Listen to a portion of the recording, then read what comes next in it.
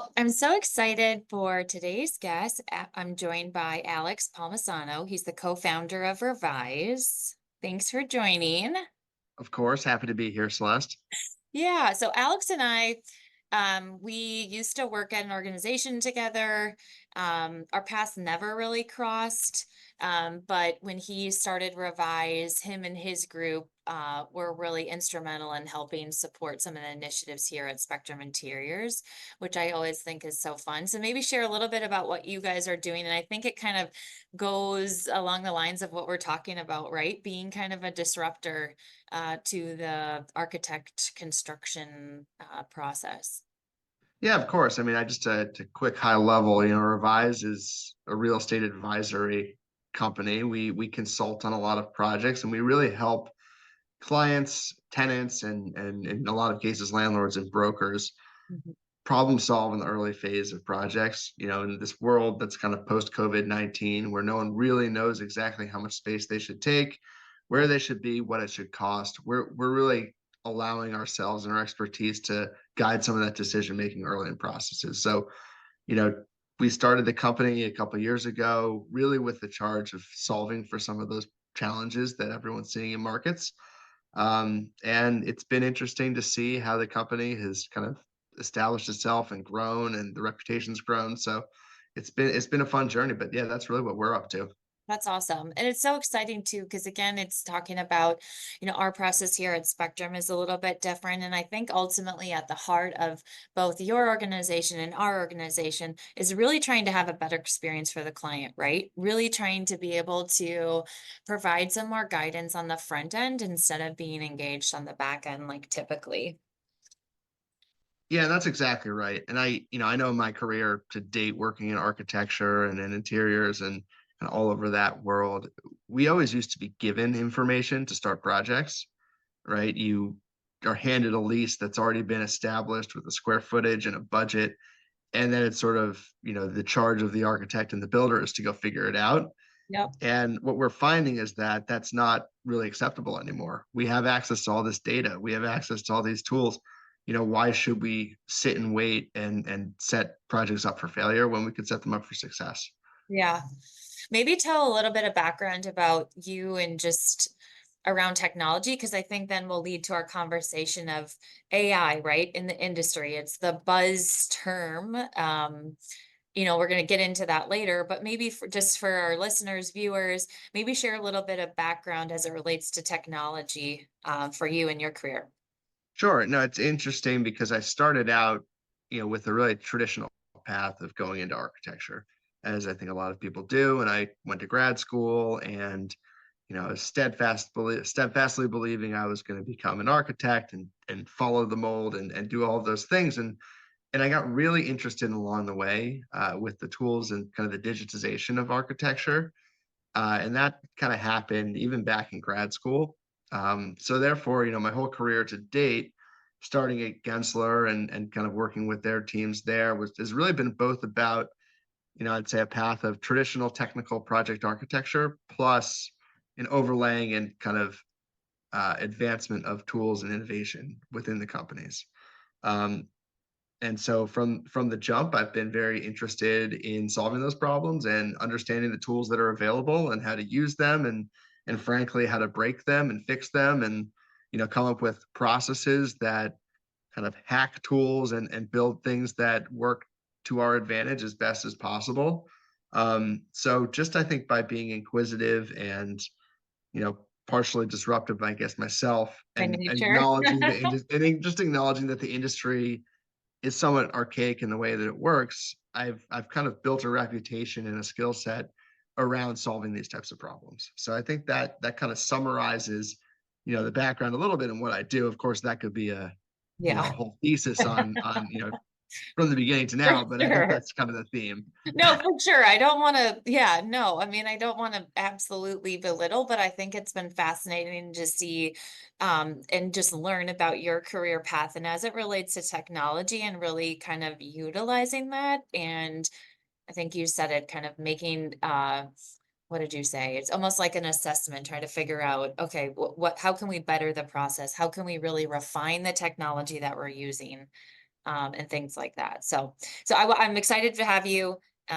You're probably the most knowledgeable person that I know in this industry as it relates to technology. So I thought, what better person to come and talk to about this buzzy topic that we're all hearing, which is AI in the AEC community and kind of really ultimately where it's headed. And I think we'll kind of get into an overview and then talk about really what are your predictions. What do you see it really being a disruptor in?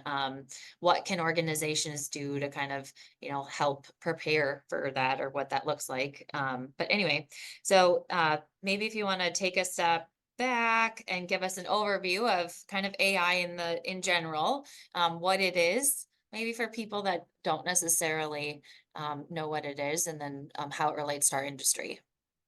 Yeah, well, I think an AI and artificial intelligence are a rather broad term, right? And I Mhm. think it's, you know, a good example I was once given of kind of the early ideas of AI was sort of this like brute force search, right? It's, before there were computers guiding the way, if you were a sales organization, you were looking for new business, you'd flip open the yellow pages and you look for new businesses that had opened in an area and you pick up the phone and call them, right? Yeah, And if you think of that as kind of like the foundation of some of these ideas, fast forward to now when the data sets are, you know, trillions of lines long and ever changing, it's taking the same criteria, which is one, go search for something in a broad data set, clean the data that exists, and then ultimately learn from the search queries and what's been successful, which kind of layers in the machine learning, right? yeah, And then there's crazy adaptations today with the large language models and the sophistication around the tools that can kind of adapt and predict and make recommendations and speak like humans and create artwork like humans and all of the advancements we've been rapidly seeing in the past 2 or 3 years. But at its core, it's really training computers to help us make smarter decisions, right? And if you think about how that applies to the architecture and designing and construction community, and where technology's kind of been and where it's going, that's almost at the core of everything that's been a technological advancement, right? If you think of early days with CAD, you were adding efficiency to the designer's process and job by allowing the tools to move faster, but also you were giving a little bit more redundancy to it, a little more accountability to the tools to kind of standardize things, to roll things out, again and again and again, and also to make revisions in a way that could be archived and sort of calibrated, so that you really understood it. So the early days was just really about taking away some of the human error that might come with the drawing process and put it into the computer. As yeah, we've moved through building information modeling or BIM, rapid visualization, 3D scanning, all the stuff that we've been doing, it's always at the heart of it's always how do you make the designer's job or the builder's job easier and more accurate, right? So if you think how AI is going to apply to that at a high level, it's not saying let's replace the humans. It's let's give resources that allow the human's job to be easier, especially in our field. I think the knowledge base of an architect, an interior designer, a contractor is such that, there's so much experience-based information that they have to go off of.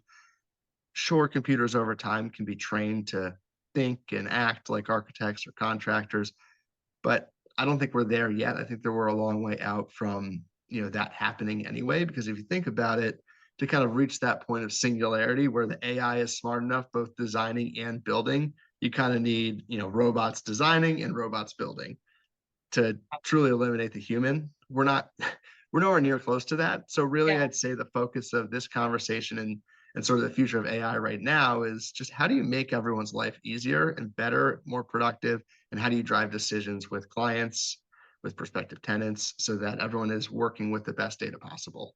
yeah.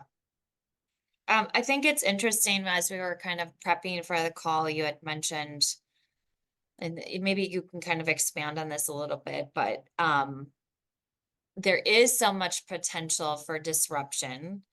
Um, but maybe tell us a little bit about the current state and where that's at, and then maybe talk about, um, the current state, and then if there's any challenges that would be presenting itself with that. Yeah, no, of course. I think, current state wise, I really think of three buckets where, at least within architect, engineering, construction, not sort of the prop tech world or the post occupancy world of sensor data and what have you, but really the part that we're kind of chatting about today. Yeah. I think there's tools that try to be generative, right? Those that can kind of create design and iterate on designs. And there's plenty of examples of that, especially around test fitting in commercial space right now, sort of the generative test fit tools. The other bucket I'd say is just generative visualization. Yeah, the ability to render is gone light years from even when I started my career to now. But now we're at the point where you can actually use language-based descriptions to create imagery, digital imagery, which is pretty cool. And you can kind of say, hey, here's my idea for an architectural rendering, and the computer will just create it. Yeah. And not to say it's perfect, but it's pretty cool, certainly. And then the final one is really just the development of digital twins. I Yeah. think that is a big area, right? Capturing those existing conditions, how we use LiDAR scanning, how that gets built into accurate 3D models that can accompany, the design process. I think those are the three big areas where we've seen a lot of advancement around AI and will continue to. Um, as far as I would preface it with all of these tools are either generation one or slightly thereafter. Nothing's perfect yet. And instead of just saying, let's go use this and replace our existing process, what I've found has been really helpful is try them, try different tools, test them, work with them, and understand kind of what a process might be that enables some of the tools without relying explicitly on them to solve all of your problems, because they're just not going to be there yet. Yeah. But that doesn't mean we shouldn't start learning how to use them. Yeah, I almost think we're in a point of just the industry is that it is coming. And to your point, just start maybe testing with utilizing some of them. Maybe if you're an organization looking at utilizing some of these and kind of dipping their toe, so to speak, on one of these programs, what would you maybe what's a suggestion that you would have for organizations that are just kind of looking at maybe implementing this? Yeah, I mean, it depends on what you're trying to do. Like if we just use the test fitting example, because I think for Yeah. commercial space, that's a common one. And especially within the kind of real estate process, getting to a level of what's the scope is really important. I know that Cubic's one that I've played around with a bunch. There's a bunch of other. I mean, we've created them in the past as well, or in the past of my Yeah. career, and developed some of those tools just to make the test fitting process run more smoothly. I think the reality is, and I mean, a little bit of research will sort of get you connected to the right ones. But the reality of the situation is you understand that it's still early days, right? I think that any one of these tools, and one of my challenges in the tools that we were developing, 4 or 5 years ago at our past company, Celeste, Yeah. um, was it's really about the governance and kind of the accountability of the tool, right? I think you can look at 1,000 different design options that are all led by similar criteria and pick the one that works the best, but you still need the compliance around building code, right? Clear aisle widths, number of exits, are there the right amount of restrooms?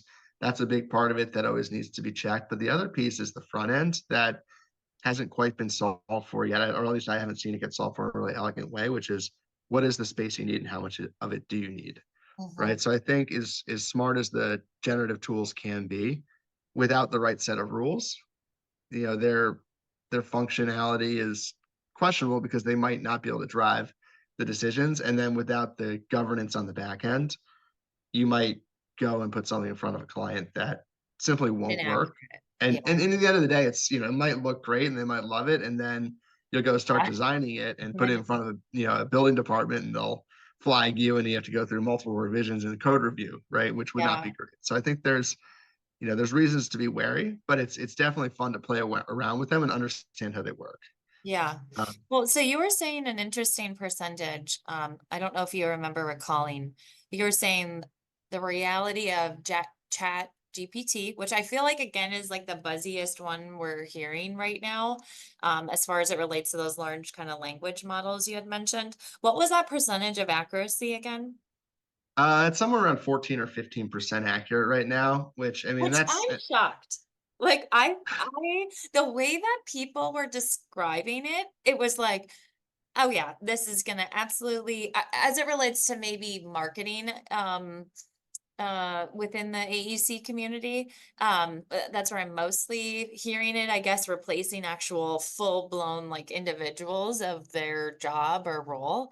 But when you had said that stat, I'm like, that's shockingly low.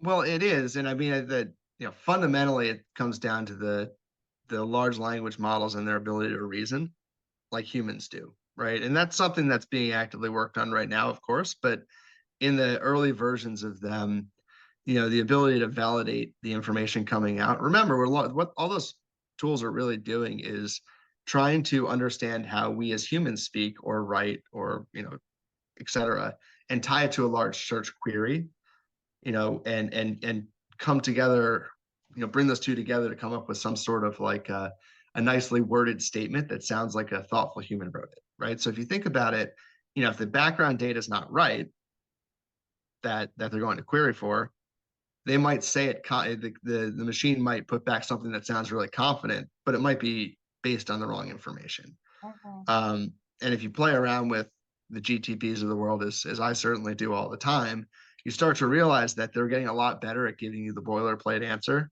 like I Mhm. might do, as a person if I don't know the answer, which is, well, you should really consult a professional, but here's my opinion. Here's my opinion. Which is valuable in a way, but it's not super accurate. So when you get into things that are, around kind of specific governance or compliance, right? And architecture and construction are full of those types of things.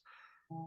It gets a little bit hard. And if you start to ask questions around, occupancy loading or required number of plumbing fixtures or things that are really tied into building code, that are also jurisdictional, you'll quickly start to see the GTPs answer questions with, you should really consult an architect or a design professional, but here's my thought. Yeah. So I think that's part of it. But the other thing too is like, and it's not to say that that's bad.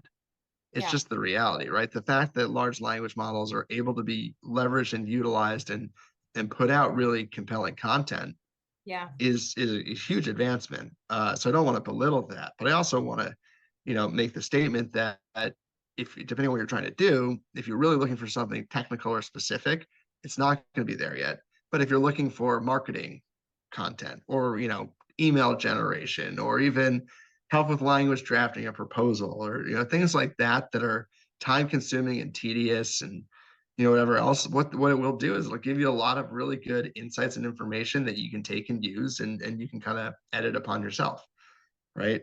That's still very valuable. Or in kind of the legal profession, if you're looking at existing cases to study and precedent and putting it into kind of a new a new version of itself, that's all easily searchable. Therefore, it can give you a pretty nice answer that sounds kind of legally oriented and in all the verbiage that when I read through it, it makes my mind numb, but other people certainly We get appreciate it. and love. But so the tools are great with that sort of thing. It's just when you're looking for them to solve challenges that are probably harder than, just what can be easily and readily available on the internet, plus kind of the large language model to script it into something that sounds pleasant, you're going to run into those troubles. So I think that's why that like they're only 14% accurate is the reality is it can be 100% accurate if you're asking it the right questions on top of that 14%. But if you just take it as it is at face value, it's Yeah. not going to get you there yet. That makes sense. That's a good way to explain that.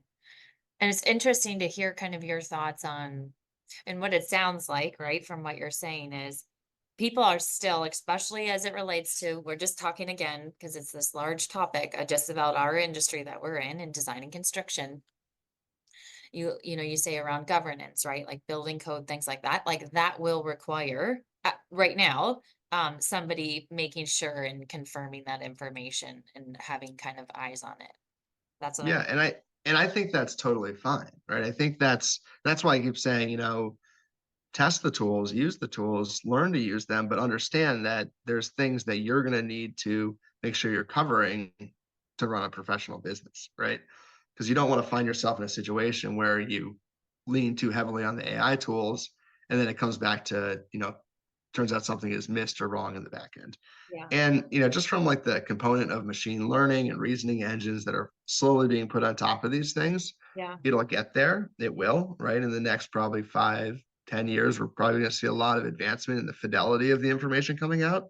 Okay. But for right now, as we're all, as architects and designers are playing around with them, I'd say just be wary because you need to understand that, the tools are the tools. They're not, it's a computer doing what it's going to do. And there's not a person behind the scenes making sure that everything it says is 100% accurate, and that still needs to be us, right? And that's important. The expertise of the architect in a way, or the, interior designer or the general contractor, or the tradesman might still use these tools for research, but to understand that there's still probably additional research to be done on top of the answer and make sure that's right. And kind of a question and answer back and forth to get what you need to do. It's just kind of learning how to navigate the world of these new engines, I'd say is really the answer here.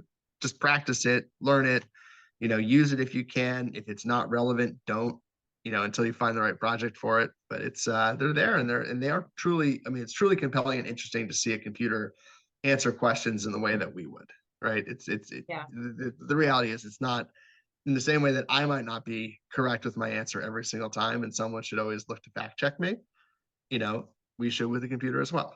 And it's Yep. not to say I don't try to give the best answer possible, but no one's perfect. Yep. No, that's very well said. In your opinion, how do you think this will change the industry in the future? It's a What good do you question. thinking? Yeah, because I think it's something that comes up a lot. I if everything goes well and correct, right, and we really focus on the power of these tools and how to leverage them, I think there's a couple things that happen. One is we change kind of the fabric of our organizations, right?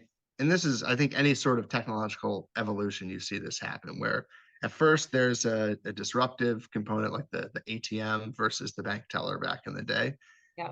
And everyone's like, oh, we're going to lose all these jobs. And then the industry adapts and the same amount of jobs are still available. They've just changed to do slightly different things. So I that's already happened so many times in architecture with the advancement of CAD, then BIM, then kind of the Cloud 360 BIM models, and all the advances that we've seen are just changing the way teams are structured and the way people are educated and kind of how you learn the practice. But it doesn't necessarily mean people don't have jobs anymore. It just means the roles are slightly different.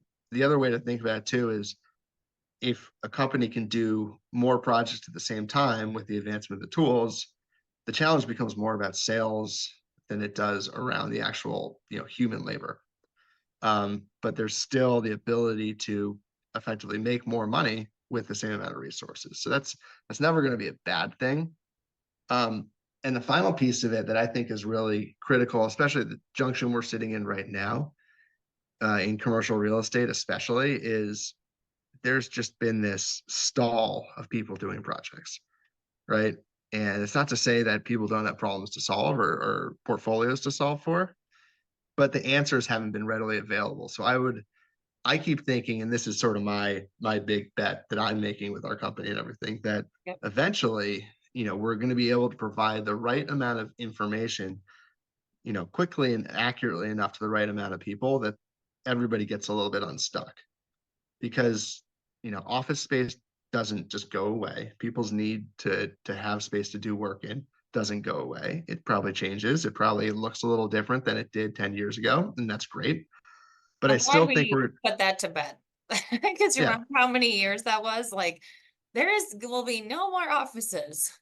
Well, it's funny because at Revise we have these conversations all day long, every day with different clients and prospective tenants and everybody.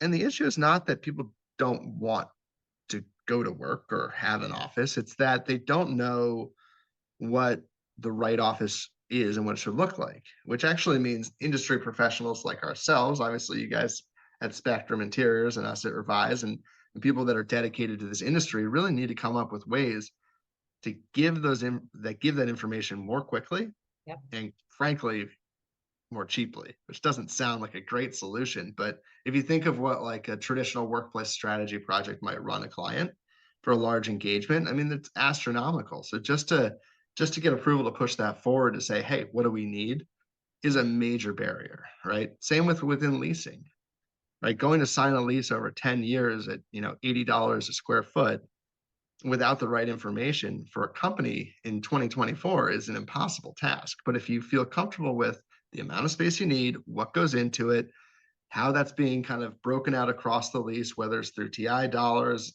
landlord turnkey work or otherwise, Yeah. just getting that clear picture helps clients move forward. And we've been seeing that a lot is the second you can give the answer of here's what you need, people are eager to try and solve those problems. But if they don't know, they won't. So I guess my point is like, we're talking about AI today. We're talking about technology. We're talking about data. We're talking about all these things that speed up the decision point, Yeah. right?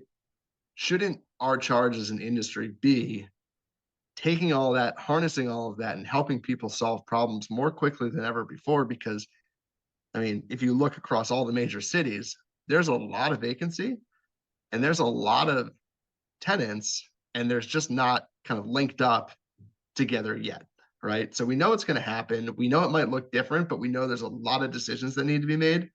Let's figure out how to use all the tools that we have at our disposal, Yeah. educate ourselves on it, and get really good at solving that problem. And when you start to do that, everything starts to turn again. Yeah. I can't even, very well said. Thank you. Celeste, I was just spitballing that, but as it was coming out of my mouth, I was thinking, oh, this sounds pretty good. Well, good thing we have this on recording. You can come back and then, Reuse it and send it to re-listen to friends. it. No, I appreciate you taking the time. I think it's such a fascinating topic, and for someone, I don't know as much as you about the technology, but to hear kind of where it's headed, the impact that it has on our community that we're in, it's also fascinating. And I think, like I said, when we started the conversation, I think both our organizations are challenging the traditional way of how you would go about the project with the ultimately the client uh being of benefit to that, right? Like we want to create them, like for us, for our streamlined process, we want to create them a de-risk solution. For you and your process, you want to be able to make sure that they have the right amount of space and they're doing it up front and negotiating with the broker. So I think, I don't know, we're gonna embrace AI. It sounds Yeah, like to I me. think yeah, I think we all should. And honestly, with what you guys are doing at Spectrum Interiors as well, it's we always I think I've become very accustomed to the world of design build because I've Yeah. worked it and I've breathed it. But still, there's so many industries and organizations out there that aren't really leveraging and harnessing the power of just an integrated team. Mhm. If you want to talk about the value of AI and data, if you've got a giant contractual break in the middle of your process, that data can't flow and AI is basically unimportant. And therefore, you're only using it in a segmented and fragmented way to solve certain problems. If you can integrate between leasing, design, and construction and get it all on one data stream, this is actually really easy to do. It's really hard when those elements don't talk to each other. So I'd say like, just to validate, what Spectrum is doing, kind of what Yeah. we're doing, what other industries that are organizations that are trying to be working in a more integrated fashion are doing, is you're opening up those data channels and you're allowing everything to flow. And therefore you can really take advantage of all the data and information that Spectrum has all the way up forward in the leasing process. Yep. Right now, the hardest thing for a broker and a tenant to do is figure out what this project's going to cost. You have to Yeah. get an architect to do a design for you. You have to get a contractor to take a few weeks to bid it out and give you an actual estimate of the work. Now you have 5, 6, 7, 8 weeks have gone by, and you still have no idea what number you're baking into your lease, right? If it's like brokers talking directly to an integrated design Yeah. build firm and saying, here's the site, here's what we think for the scope. Can you quickly design something, tell us what it costs? And now that's 2 or 3 days or 4 days or Yeah. whatever it is. All of a sudden, that leasing process sped up and the information is accurate. And you now have someone on the hook to go build it. And the whole thing is just made easy. So I actually think, I didn't touch enough on that, probably in this conversation, but the importance of data and how it flows in any AI operation is critical in the same way it is in designing construction. If you're putting up those roadblocks and the barriers, it's just an addition of time, right? Yeah. But decisions are being made in real time very quickly and with a high importance right now. So time is truly a killer. Yeah.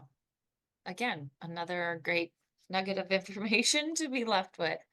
I appreciate you taking the time. I always enjoy our conversations.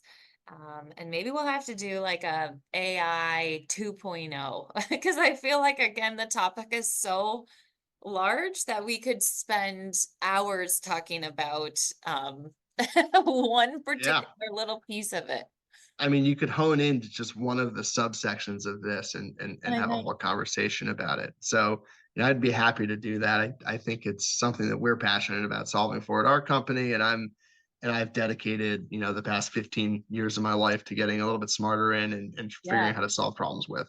So I'm happy to help out and do that, whenever you have the time, Celeste. Yeah, that's awesome. Well, thank you for that. Like I said, you guys are doing some really great things and yeah, I'm happy that we're partners on that and look forward to chatting again. Absolutely.